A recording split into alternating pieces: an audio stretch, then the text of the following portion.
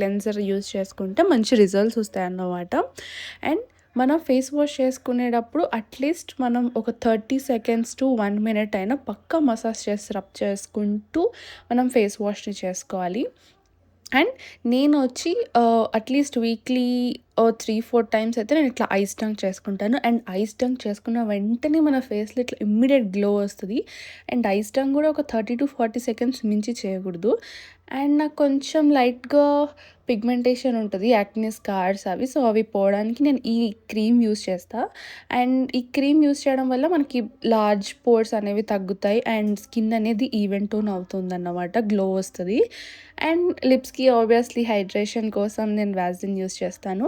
And మనం pigmentation cream use చేసిన తర్వాత మనం హైడ్రేషన్ కోసం ఒక హైడ్రేటింగ్ మాయిశ్చరైజర్ యూస్ చేయాలి, లేకపోతే స్కిన్ అనేది కొంచెం డ్రై అయిపోతుంది.